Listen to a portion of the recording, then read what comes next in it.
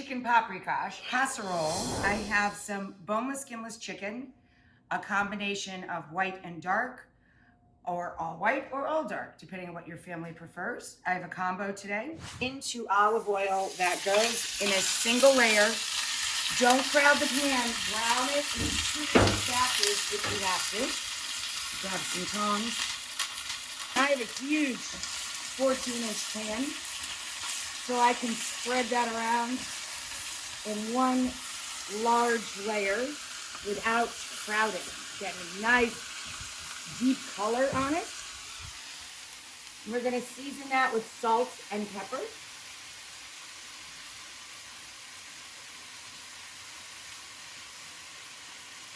And then for the casserole, we're going to use ditalini, any shortcut pasta, or I love egg noodles for casseroles. I think they're so fun. So I have some water coming up to a boil. I'm gonna salt the water. And I'm gonna undercook my egg noodles a bit and just throw them in there for about 4 minutes or so and drain them off.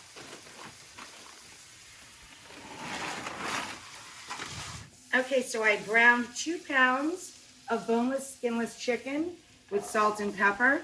I'm now adding 2 small onions, a couple of ribs of celery chopped, and a little garlic to 4 tablespoons of melted butter in the same pan that I cooked the chicken in. A little salt to draw the liquids out. About 4 tablespoons, 3, 4, of smoked sweet paprika or pimento.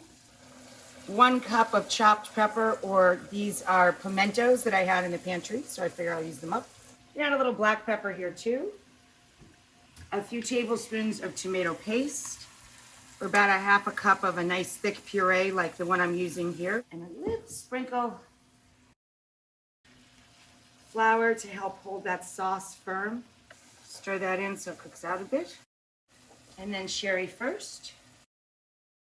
Let the sherry absorb. And then a little chicken bone or stock. Oh, about a cup, cup and a half. And then this will continue to cook a little bit here on the stove top. Okay, so now I'm gonna stir in a couple of nice, generous dollops of creme fraiche, or you can do two turns of the pan with heavy cream, or you can stir in 2 big dollops of sour cream. We're gonna slide back in our 2 pounds of boneless, skinless chicken. I'm splitting this into 2 casseroles so that I can give one to my sister and one to my mommy. We used to be all plant-based, and then COVID came and she kind of fell off the wagon, shall we say. And now I'm topping it with Jose's amazing best potato chip I ever had in my life. And then I just put them in the oven to toast them a little bit on top.